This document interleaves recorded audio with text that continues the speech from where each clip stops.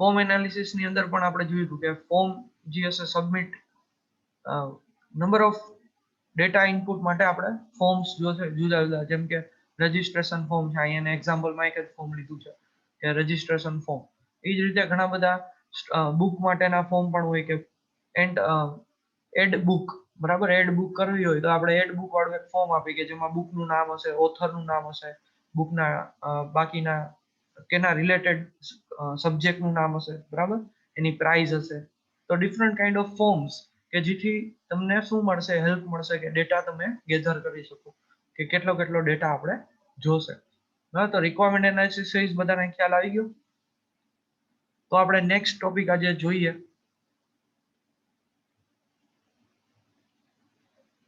Chat બોક્સમાં yes type કરે. Okay, તો આપણો નેક્સ્ટ ટોપિક એ હતો કે રિક્વાયરમેન્ટ ગેધરિંગ કર્યા પછી, બરાબર,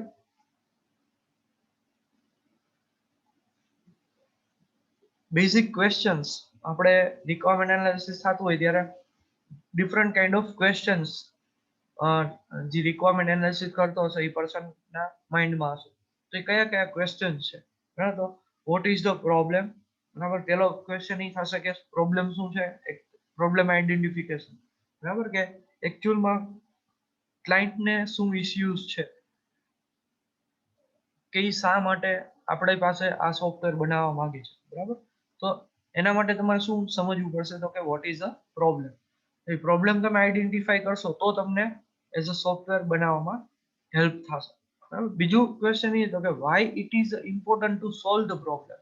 હવે પ્રોબ્લેમ શું છે એ તો આપણને આઈડેન્ટિફાઈ થઈ ગયો, બરાબર. હવે શા માટે આપણે પ્રોબ્લેમને સોલ્વ કરવું વેરી ઇમ્પોર્ટન્ટ છે, બરાબર. પ્રોબ્લેમ સોલ્વ કરવો ઇમ્પોર્ટન્ટ શું કામ? પ્રોબ્લેમ સોલ્વ કરવાથી એને ઇશ્યુઝ બધા નીકળી જશે અથવા તો એને કઈ આપણા ક્લાયન્ટને કઈ બેનિફિટ થતો હોય, બરાબર, તો આપણે એ પ્રોબ્લેમ સોલ્વ કરવા માટે આપણે સ્ટાર્ટ કરશી, બરાબર, પ્રોબ્લેમ સોલ્વ કરવા માટે, એટલે કે સોફ્ટવેર આપણે બનાવવાનું સ્ટાર્ટ કરશી. જો પ્રોબ્લેમ સોલ્વ કરવાથી ક્લાયન્ટને એટલીસ્ટ કઈ એડવાન્ટેજ ના મળતો અથવા તો કઈ ફાયદો ના થતો હોય, બરાબર, તો આપણે એ પ્રોબ્લેમ સોલ્વ કરવાની કઈ જરૂર છે નહીં. તો ત્યાંથી તમારું રિક્વાયરમેન્ટ એનાલિસિસ ફેઝમાં તમારો પ્રોજેક્ટ એન્ડ થઈ જશે. ક્લિયર? જો એ પ્રોબ્લેમ સોલ્વ કરવાથી તમને પ્લસ ક્લાયન્ટને કંઈક એડવાન્ટેજ મળતો હોય, બરાબર, જેમ કે આપણે લાઇબ્રેરીનો પ્રોબ્લેમ હોય કે બધું મેન્યુઅલી મેનેજ થતું હોય, બરાબર, રજિસ્ટરમાં અથવા તો પર્સન્સ કોઈ મેનેજ કરતું હોય, તો શું થશે કે ફિઝિકલી બધા ડોક્યુમેન્ટ એરેન્જ કરવા પડશે, પ્લસ બધા એમ્પ્લોયની સેલેરી આપવી પડશે. તો એની જગ્યાએ આખી લાઇબ્રેરી કેવી હોય? ઓટોમેટ હોય કે તમે બહાર નીકળો તો ઓટોમેટિક તમે બુક ઇસ્યુ નો કરી તો કંઈક સાઉન્ડ થી એલાર્મ વાગી જશે, બરાબર. પછી તો કે બુકને ઓટોમેટિકલી તમે બુક ત્યાં ટેબલ ઉપર રાખશો તો ઓટોમેટિકલી ઇસ્યુ અથવા તો સબમિટ થઈ જશે. હા, તો એના લીધે પર્સનનો પણ એમ્પ્લોયનો કોસ્ટ પણ ઘટી જશે. તો એ એક એડવાન્ટેજ થશે, બરાબર. તો એડવાન્ટેજ એટલે કે શું કામ એ સોફ્ટવેરની જરૂર છે અથવા તો શું કામ એ પ્રોબ્લેમ સોલ્વ કરી તો આપણને શું એડવાન્ટેજ મળે, તો એ આ બીજો ક્વેશ્ચન છે કે પ્રોબ્લેમ સોલ્વ કરવું શું કામ ઇમ્પોર્ટન્ટ છે. ક્લિયર? એ પણ તમારે આઈડેન્ટિફાઈ કરવું પડશે. પછી તો કે third question, vote are the possible solutions. હવે પ્રોબ્લેમ સોલ્વ કરવા માટે આપણે બધી વસ્તુ જોઈ લીધી કે પ્રોબ્લેમ શું છે અને એને સોલ્વ શું કામ કરવું ઇમ્પોર્ટન્ટ છે. એ બે ક્વેશ્ચનમાં આપણે ઓકે છે, બરાબર. તો આપણે નેક્સ્ટ ક્વેશ્ચન આપણા મગજમાં શું આવશે તો કે પોસિબલ સોલ્યુશન્સ કેટલા હોઈ શકે. એ પ્રોબ્લેમ જો તમારી પાસે આવ્યો, બરાબર, ઓટોમેટ લાઇબ્રેરી કરવી છે તો એની માટે પોસિબલ સોલ્યુશન કેટલા? ઘણી રીતે લાઇબ્રેરી સિસ્ટમ આખી ઓટોમેટ થઈ શકે. જેમ કે તમે મારવાડી કોલેજ છે એની લાઇબ્રેરી તમે જુઓ તો એ ફૂલી ઓટોમેટેડ છે. પછી આત્મીયની પણ ફૂલી ઓટોમેટેડ છે, પણ બેના વેઝ અલગ અલગ છે, બરાબર. બે અલગ અલગ રીતે ઓટોમેટ થાય છે.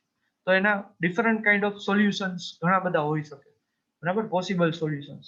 તો તમારે કયું સોલ્યુશન એપ્લાય કરશો તો તમને વધારે એડવાન્ટેજ મળે એ કોને જજ કરવાનું રહેશે તો કે જી એનાલિસિસ કરતો હશે એને.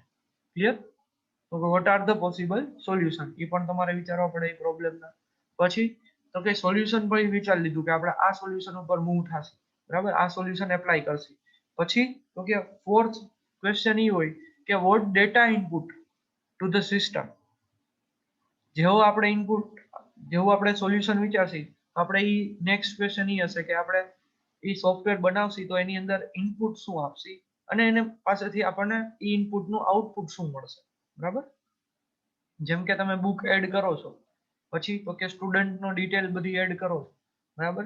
પછી તો કે એનું આઉટપુટ શું મળશે, તો કે જ્યારે પણ બુક બારકોડ રીડર અથવા તો RFID છે એનાથી રીડ થશે, બરાબર, તો એ બુકનું કેટલી વાર ઇસ્યુ થઈ છે, બરાબર, કોને ઇસ્યુ થઈ છે, કયા સ્ટુડન્ટને, અને કેટલા દિવસ માટે ઇસ્યુ થઈ છે, બરાબર, એના રિલેટેડ કાંઈ પણ ફાઇન છે કે નહીં, તો એ બધી વસ્તુ તમને એઝ અ આઉટપુટમાં મળી જાય ખાલી જ્યારે બુક સ્કેન થાય ત્યારે જ.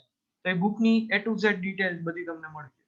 સેમ વે કોઈક સ્ટુડન્ટ સ્કેન થાય, બરાબર, સ્ટુડન્ટનું બારકોડ અથવા તો એનું ID કાર્ડ સ્કેન થાય, તો ત્યારે એ ID કાર્ડ ઉપરથી એની પાસે કેટલી બુક જમા છે અથવા તો એની પાસે કોઈ ફાઇન એકચ્યુઅલમાં લેવાનું છે કે નથી લેવાનું, તો એ બધી વસ્તુ સ્ટુડન્ટનું આઈ કાર્ડ સ્કેન થાય ત્યારે એના આઉટપુટમાં તો કે એ બધી વસ્તુ આવી જોઈએ, બરાબર. તો એ ઇનપુટ અને આઉટપુટ બે શું છે એ આપણે જોવું પડશે.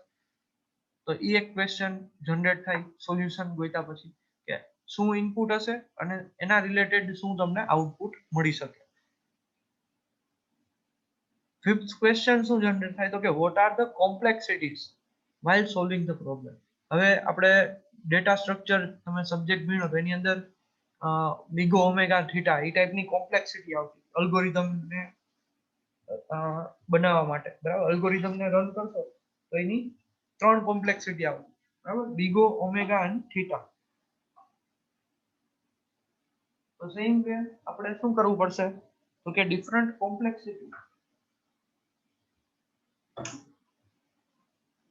કોમ્પ્લેક્સિટી આપણે આપણો પોતાનો અલ્ગોરિધમ બનાવ્યો હોય અથવા તો આપણા પોતાનું સોલ્યુશન આપણે આપ્યું હોય, બરાબર, તો એની કોમ્પ્લેક્સિટી એટલે કે worst case, last average case અને સ્ટાર્ટિંગ કેસ અથવા તો ઇનિશિયલ કેસ, તો એ ત્રણેય કેસની અંદર બેસ્ટ કેસ જેને કહી, તો એ ત્રણેય કેસની અંદર આપણો અલ્ગોરિધમ કેવો વર્ક કરવો જોઈએ, પરફેક્ટ વર્ક કરવો. અલ્ગોરિધમ એટલે કે વન કાઇન્ડ ઓફ આપણો પ્રોગ્રામ અથવા તો જે કાંઈ સોફ્ટવેર બનાવ્યો છે એ. ક્લિયર. તો કોમ્પ્લેક્સિટી પણ એની આપણે સોલ્વ કરવા માટેની એનાલિસિસ કરવી પડે, બરાબર. પછી તો કે ઇફ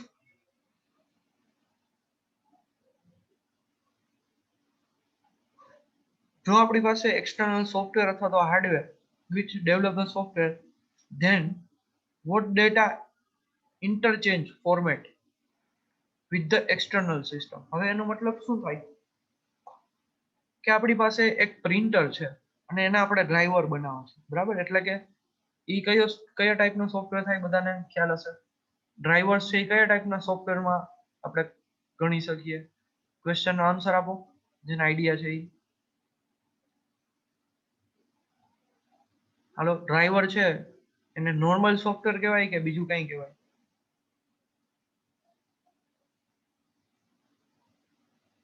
ચેટ બોક્સમાં ટાઈપ કરો, હાલો જલ્દી.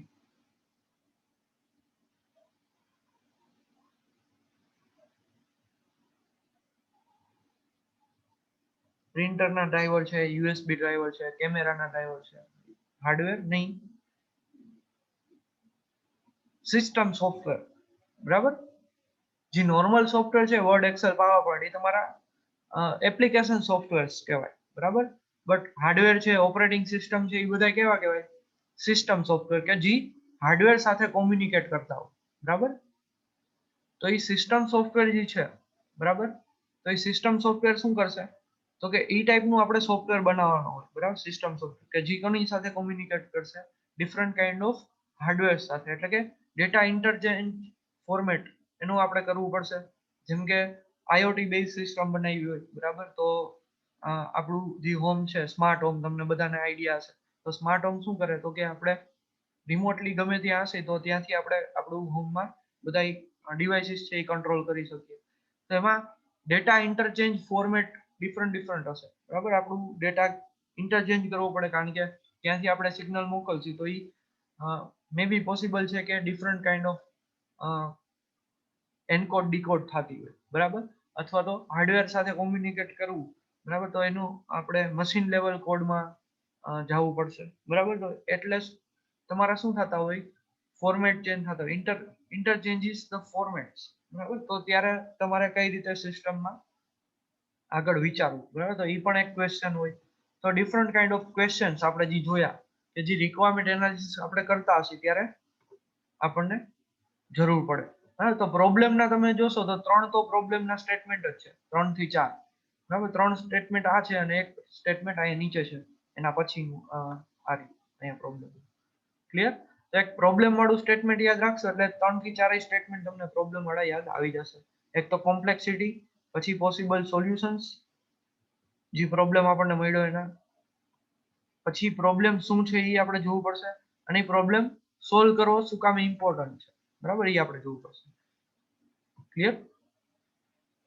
અને સિસ્ટમનું ઇનપુટ ડેટા કેવો હશે અને એની સામે તમને આઉટપુટ ડેટા શું મળશે, બરાબર.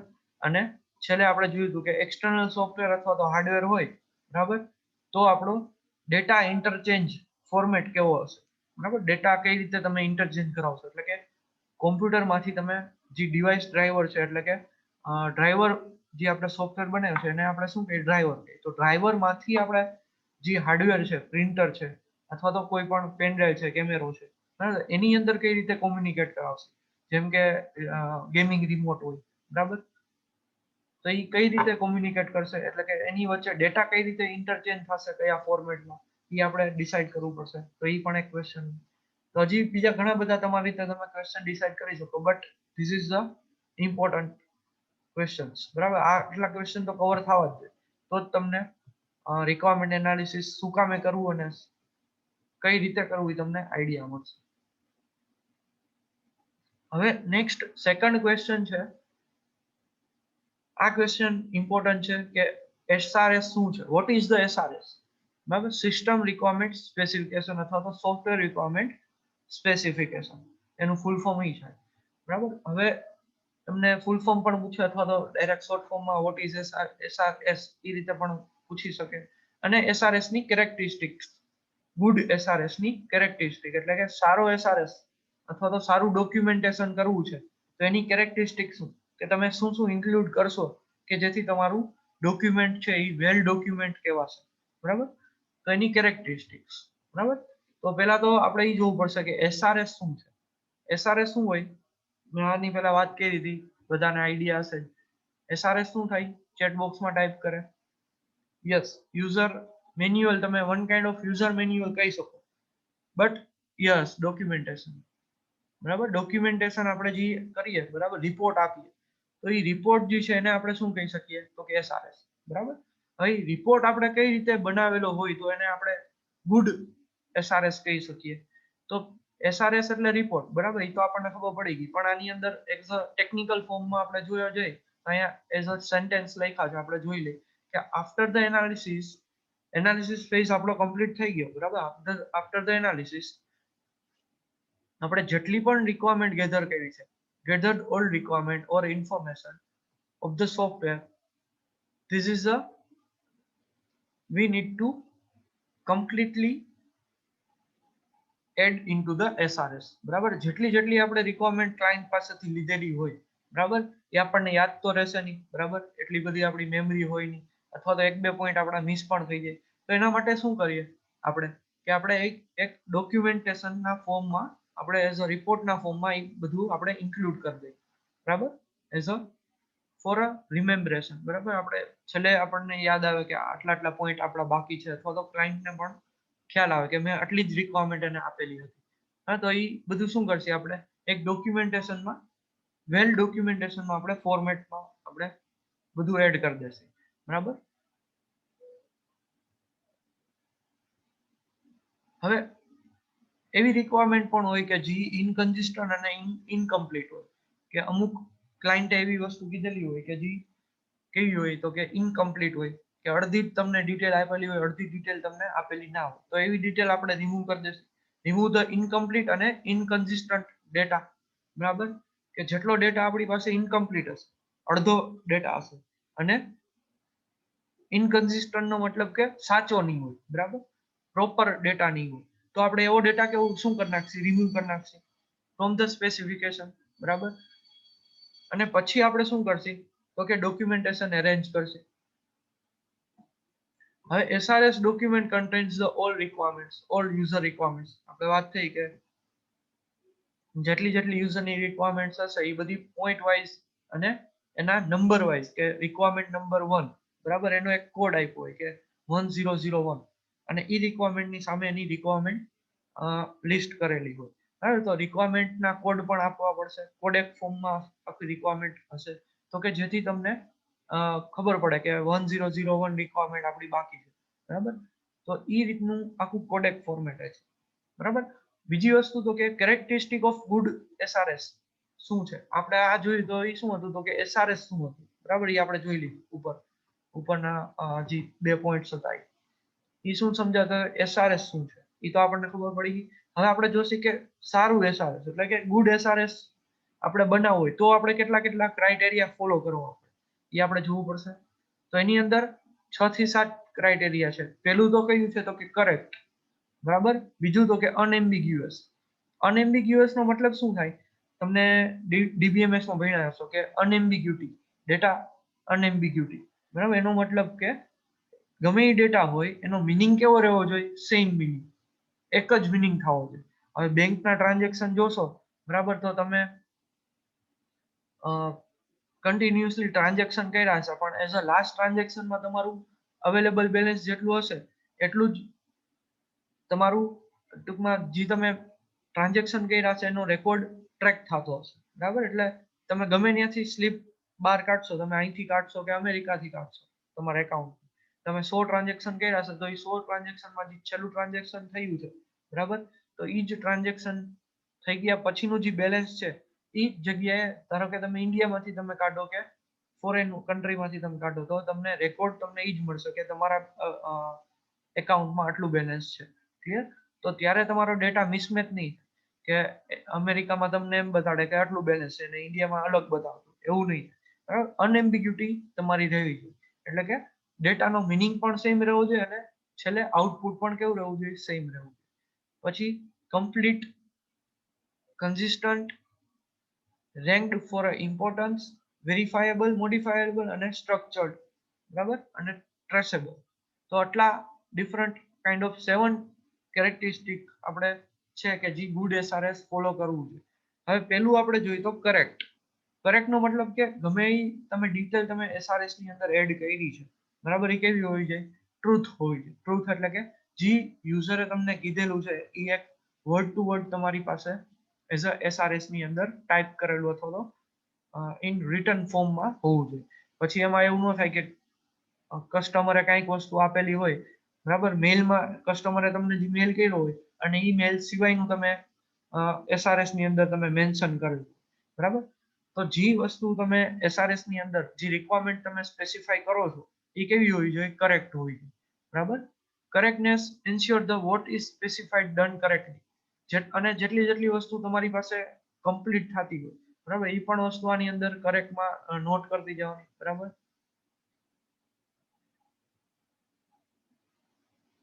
પછી જે અનએમ્બિગ્યુઅસ એ આપણે વાત થઈ કે અનએમ્બિગ્યુઅસ નો મતલબ શું થવું જોઈએ કે only every requirement includes in the SRS as a only one and only one meaning, બરાબર. એક જ મિનિંગ એનો હોવો જોઈએ. અહીં મેં તમને સિલેક્ટ કર્યું છે એ તમને હાઇલાઇટ કરું, કેટલા મિનિંગ હોવો જોઈએ, ઓનલી વન મિનિંગ, બરાબર. અને requirement are the often written in the natural language. Natural language નો મતલબ શું થાય કે ડોક્યુમેન્ટ આપણે ડોક્યુમેન્ટેશન બનાવીએ છીએ તો એ કોના માટે બનાવીએ છીએ, તો કે મોસ્ટલી યુઝર અને ડેવલપર્સ માટે. તો એ યુઝર અને ડેવલપર્સ માટે છે તો બની શકવું જોઈએ કે બંને લોકો એને આઈડેન્ટિફાય અથવા તો વેરી વેરી ગુડ રીતે એ અન્ડરસ્ટેન્ડ કરી શકવા જોઈએ, બરાબર. તો એના માટે આપણે શું કરવું પડે, તો કે એને નેચરલ લેંગ્વેજમાં લખવી પડે. નેચરલ લેંગ્વેજ એટલે કે કાઇન્ડ ઓફ અલ્ગોરિધમ લેંગ્વેજ, બરાબર. અલ્ગોરિધમ છે એ નોર્મલ યુઝર પણ સમજી શકે પ્લસ એઝ અ ડેવલપર પણ એને અન્ડરસ્ટેન્ડ કરી શકે, ક્લિયર. તો એ કેવું થઈ ગયું કે એ નેચરલ લેંગ્વેજ છે. અને સેમ વે બીજું તો કે ઇંગ્લિશ લેંગ્વેજમાં પણ તમે જે કાંઈ ડિસ્ક્રિપ્શન છે એ તમે ઇંગ્લિશ લેંગ્વેજમાં તમે રાઇટ કરી શકો. જે કાંઈ લોજિક છે એ તમે એઝ અ અલ્ગોરિધમ ફોર્મમાં તમે રિપ્રેઝન્ટ કરી શકો. જે કાંઈ મોડ્યુલ્સ છે, બરાબર, તમારા, તો એ તમે એઝ અ જીયુઆઈ ફોર્મમાં અથવા તો એને ડાયાગ્રામ ફોર્મમાં તમે રિપ્રેઝન્ટ કરી શકો. તો એ વન કાઇન્ડ ઓફ કેવી લેંગ્વેજ થઈ, નેચરલ લેંગ્વેજ, કે જે યુઝર ઇઝીલી વેલ અન્ડરસ્ટેન્ડ કરી શકે, ક્લિયર. અનએમ્બિગ્યુઅસ નો મિનિંગ ખબર પડી ગઈ. પેલું તો કે one and only one meaning હોવો જોઈએ, અને બીજી વસ્તુ તો કે જે કંઈ તમે SRS ની અંદર તમે જે કંઈ મેન્શન કરો છો રેકોર્ડ્સ, બરાબર, અથવા તો જે ડિટેલ રિક્વાયરમેન્ટ આપો છો એ બધી કેવી હોવી જોઈએ? નેચરલ લેંગ્વેજ ની અંદર. ક્લિયર? પછી છે કમ્પ્લીટ. કમ્પ્લીટ નો મતલબ શું થાય? તો કે જેટલી જેટલી રિક્વાયરમેન્ટ છે એ કેવી હોવી જોઈએ? આપણે વાત થઈ કે આની ઉપર જ કે કમ્પ્લીટ જે અનકમ્પ્લીટ ડેટા હશે એવો આપણે રિમૂવ કરી દઈશું. ક્લિયર? આપણે જે હમણાં આગળ જ પોઈન્ટ ટોપિકમાં વાત તો કે અનકમ્પ્લીટ ડેટા આપણે રિમૂવ કરશે એનો મતલબ કે હવે SRS ની અંદર કેવો ડેટા હશે? તો કે બધો કમ્પ્લીટ. બરાબર? કમ્પ્લીટ એટલે કે તમને A to Z ડિટેલ તમને ઈ રેકોર્ડની ખબર છે. તો ઈ જ રેકોર્ડ તમે એઝ અ SRS ડોક્યુમેન્ટેશનમાં તમે એડ કરો. બરાબર? ઇનકમ્પ્લીટ ડેટા તમે એડ કરી શકશો નહીં. હવે અહીંયા જોશો તો આપણે પોઈન્ટ જોઈએ કે SRS complete if it include all requirements whether the relating functionalities to performance, design, attributes and external interfaces. એનો મતલબ કે કેટલો ડેટા હોવો જોઈએ? તો કે ફંક્શનાલિટી, બરાબર, યુઝરને કેટલી ફંક્શનાલિટી જોઈ છે. પરફોર્મન્સ, સોફ્ટવેરનું કેવું પરફોર્મન્સ છે આપણે જોયું કે એનાલિસિસ આપણે એલ્ગોરિધમનું big O omega theta, worst case, best case અને લાસ્ટ કેસ. તો જ્યારે ડેટા તમે ઇનપુટ કરો છો ત્યારે એનું પરફોર્મન્સ કેવું છે, કેટલી સ્પીડમાં તમને આઉટપુટ મળે છે, આઉટપુટ આપે છે, બરાબર, એ આ પરફોર્મન્સ પણ જોવું પડે. ડિઝાઇન, તો કે એ સોફ્ટવેરનું GUI કેવું છે. એટ્રીબ્યુટ્સ એટલે કે તમારી અંદર ટેબલ્સ છે ડેટાબેઝમાં, તો એ ટેબલની અંદર એટ્રીબ્યુટ કયા કયા ફોર્મ થાય છે એની અંદર ફોલો થાય છે. અને એક્સટર્નલ ઇન્ટરફેસીસ. એક્સટર્નલ ઇન્ટરફેસીસનો મતલબ કે એના માટે તમારે એક્સ્ટ્રા USB કેમેરા જોઈ છે, અથવા તો એક્સ્ટ્રા તમારે ગેમિંગ રિલેટેડ એપ્લિકેશન હોય તો માઉસ અથવા તો એના રિમોટ જોઈ છે, તો એક્સટર્નલ ઇન્ટરફેસ થાય. પછી તો કે બીજો પોઈન્ટ એ કે definition of the response of the software in the solution situations. હવે સોફ્ટવેરની અમુક સિચ્યુએશન પ્રમાણે સોફ્ટવેરનું રિસ્પોન્સ શું આવશે? તમે આવો ડેટા એન્ટર કરશો તો આ ટાઈપનો તમને રિસ્પોન્સ આપશે, આ ટાઈપનો ડેટા ઇનપુટ કરશો તો આ ટાઈપનો રિસ્પોન્સ આપશે. તો કાઇન્ડ ઓફ એલર્ટ મેસેજીસ અથવા તો એકોર્ડિંગ ટુ ઇનપુટ ડેટા તમને શું સિચ્યુએશન પ્રમાણે તમને આઉટપુટ શું મળે એ એક કમ્પ્લીટનેસ ની અંદર તમારે રિપ્રેઝન્ટ કરવું પડશે ડોક્યુમેન્ટેશનમાં. અને થર્ડ પોઈન્ટ શું છે? તો કે it is important to specify the response to the both valid and invalid inputs. આપણે જે વાત થઈ કે આપણે ડિફરન્ટ ડેટા માટે સ્પેસિફાઈ કરવું પડે કે આવો ડેટા તમે નાખશો તો તમને આઉટપુટ પ્રોપર મળશે, અને આવો ડેટા તમે નાખશો તો તમને આઉટપુટ શું મળશે? અનપ્રોપર અથવા તો ઇનવેલિડ આઉટપુટ મળશે. જેમ કે તમે આઈડી પાસવર્ડ રોંગ તમે એન્ટર કરશો તો તમને ક્યાં રીડાયરેક્ટ કરશે? લોગિન વાળા પેજમાં અગેન, બરાબર, અને તમને શું મેસેજ આપશે કે please enter the correct ID and password. તો એ ઇનવેલિડ ડેટા છે. અને વેલિડ ડેટા તો કે તમે ID password as a true નાખશો, સાચા એન્ટર કરશો અને લોગિન ઉપર ક્લિક કરશો તો તમને ક્યાં રીડાયરેક્ટ કરશે? તો કે તમારા પ્રોફાઇલ વાળા પેજમાં, અથવા તો જે કંઈ તમારે પેજમાં રીડાયરેક્ટ કરવાનો હોય એ પેજમાં તમને રીડાયરેક્ટ કરશે. ક્લિયર? તો એ વેલિડ ડેટા માટે શું તમને રિસ્પોન્સ મળશે અને ઇનવેલિડ ડેટા માટે તમને શું રિસ્પોન્સ મળશે? તો બે રિસ્પોન્સને આપણે કમ્પ્લીટ SRS ની અંદર મેન્શન કરવું પડશે. કમ્પ્લીટ વાળો પોઈન્ટ ઈ છે, બરાબર. પછી તો કે કન્સિસ્ટન્ટ પોઈન્ટ નો મતલબ શું? તો કે તમારી જે કઈ રિક્વાયરમેન્ટ છે કેવી હોવી જોઈએ? કન્સિસ્ટન્ટ હોવી. કન્સિસ્ટન્ટ એટલે કે એનો ફ્લો કન્ટિન્યુઅસલી ફોર્મમાં હોવો જોઈએ. હવે અહીંયા જો પોઈન્ટ આપણે જોઈએ તો વધારે આઈડિયા છે કે consistent requirement does not a conflict with the other requirements. હવે એનો મતલબ શું થાય કે આજે તમે એક રિક્વાયરમેન્ટ ફૂલફિલ કરી, આપણે વાત કરી કે મોડ્યુલ વાઇઝ આપણે ડેવલપમેન્ટ કરી, તો ઇન્ડિવિજ્યુઅલ મોડ્યુલ ઓબ્વિયસલી બધા પરફોર્મ વેલ કરતા હશે, બધાનું આઉટપુટ પરફેક્ટલી આવતું હશે. પણ જ્યારે આપણે ઓવરઓલ સિસ્ટમ ટેસ્ટિંગ અને કમ્બાઈન કરશે આપણે સોફ્ટવેર, અને ત્યારે એકબીજા મોડ્યુલ એકબીજા સાથે મે બી બની શકે કે કન્ફ્લિક્ટ કરે, બરાબર. તો એ કન્ફ્લિક્ટ થવા જોઈએ નહીં. તો કે તમારો ડેટા કેવો રહેવો જોઈએ? કન્સિસ્ટન્ટ ફોર્મમાં રહેવો જોઈએ, બરાબર. મોડ્યુલ તમે કમ્બાઈન કરો કે સેપરેટ કરો, અલગ કરો, તો પણ તમારો ડેટાનું આઉટપુટ કેવું આવવું જોઈએ? પરફેક્ટલી કન્સિસ્ટન્ટ ફોર્મમાં. એટલે કે જે આઉટપુટ મોડ્યુલને અલગ કરીને આવે છે એ જ આઉટપુટ મોડ્યુલને કમ્બાઈન કરીને પણ આવવું જોઈએ. તો એનો મતલબ શું થયો? કન્સિસ્ટન્સી, બરાબર, ડેટા કન્સિસ્ટન્સી. ક્લિયર? અને it does not a duplicate. હવે બીજો પોઈન્ટ એ કે છે કે ડેટા કેવો હોવો જોઈએ? તો કે યુનિક હોવો જોઈએ, ડુપ્લિકેટ ડેટા થવો જોઈએ નહીં. તો આપણે ડેટા ટેબલની અંદર પણ આપણે જોયું કે ડેટા રિડન્ડન્સી ન થવી જોઈએ, બરાબર. સેમ વે આપણે એસઆરએસ ડોક્યુમેન્ટની અંદર પણ આપણે સેમ પોઈન્ટ 10 વાર લખી નાખી, જેમ આપણે ક્વેશ્ચન પેપરમાં આન્સરમાં લખીએ, બરાબર. તો એવું ન થાય. Duplication of the data is not a it does not, બરાબર, does not a duplicate data, બરાબર. it is a compulsory, duplicate થવું ન જોઈએ, તો જ એને કન્સિસ્ટન્ટ ડેટા કહેવાય, બરાબર. ફોર્થ પોઈન્ટ આપણે જોઈએ તો રેન્ક્ડ ફોર ઇમ્પોર્ટન્સ. ઇમ્પોર્ટન્ટ, આનો મતલબ શું થાય કે ઇમ્પોર્ટન્ટ ડેટા જે છે અથવા તો ઇમ્પોર્ટન્ટ પોઈન્ટ્સ જે છે અથવા તો ઇમ્પોર્ટન્ટ સ્પેસિફિકેશન ફંક્શનાલિટી જે છે એ આપણે એની પ્રાયોરિટી આપણે કેવી આપવી જોઈએ? હાઈ પ્રાયોરિટી આપવી જોઈએ, કે જેથી તમારો ઇમ્પોર્ટન્સ પોઈન્ટ અથવા તો ઇમ્પોર્ટન્ટ ફંક્શનાલિટી પહેલા કવર થઈ, પછી બાકીની જે અનનેસેસરી રિક્વાયરમેન્ટ છે, બરાબર, એ આપણે ફર્ધર ફેઝમાં આપણે ઇમ્પ્લિમેન્ટ કરીએ. બટ જે પહેલા કઈ necessary requirement, some necessary requirement while the other may desirable, એટલે કે જે બીજી ફંક્શનાલિટી છે એ ડિઝાયરેબલ, એટલે કે આપણે રિમૂવ કરી નાખીએ તો ચાલે, બટ રિક્વાયરમેન્ટ નેસેસરી રિક્વાયરમેન્ટ કેવી હોય, કેવી થવી જોઈએ? ફૂલફિલ થવી.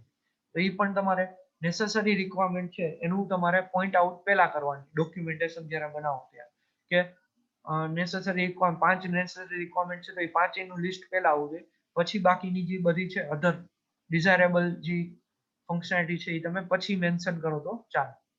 પછી છે વેરીફાયેબલ.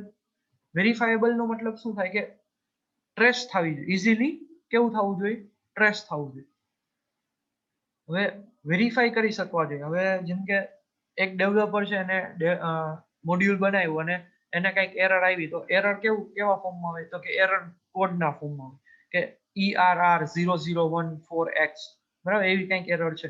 તો એ એરરનો એક કોડ આપ્યો, એ કોડ તમે ડાયરેક્ટલી ગૂગલમાં સર્ચ કરશો તો ઓટોમેટિકલી તમને એનું સોલ્યુશન મળી જશે, કારણ કે એરર કોડ કેવો હોય? યુનિક હોય, બરાબર. તો સેમ વે વેરીફાયેબલ નો મતલબ કે મશીન ઓર પર્સન કેવું ઇઝીલી તમારો પ્રોજેક્ટ છે એ વેરીફાઈ કરો, ટ્રેસ કરી શકો છો કે ક્યાં ઇશ્યુઝ છે, બરાબર. તો વેરીફાયેબલ નો મતલબ ખબર પડી ગઈ બધાને? Exist some process with the person or machine. Machine પોતે પોતાની રીતે આઈડેન્ટિફાઈ, ઓટોમેશન સિસ્ટમ હોય તો મશીન પોતાની રીતે આઈડેન્ટિફાઈ કરી નાખશે એરરને અને પોતાની રીતે સોલ્વ કરી દેશે. પણ જો ઓટોમેટેડ ન હોય સોફ્ટવેર, તો કોણ આઈડેન્ટિફાઈ કરશે? તો કે કોઈ પર્સન અથવા તો ડેવલપર આઈડેન્ટિફાઈ કરશે અને એને સોલ્વ કરશે. ઓકે, ઇઝીલી કેવું હોવું જોઈએ?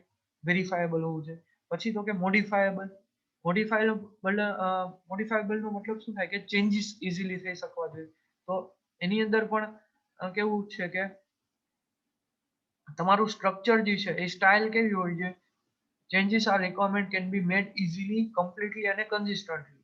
આ 3 પોઈન્ટ યાદ રાખો કે તમારા જે ચેન્જીસ છે એ કેવા થઈ જવા જોઈએ? ઇઝીલી મોડિફાઈ થઈ જવા જોઈએ, કમ્પ્લીટલી એટલે કે જે આપણો ડેટા છે એ કમ્પ્લીટ રહેવો જોઈએ, ઇનકમ્પ્લીટલી ન થવું જોઈએ, અને કન્સિસ્ટન્સી નો મતલબ કે ડુપ્લિકેટ ડેટા ન થવો જોઈએ.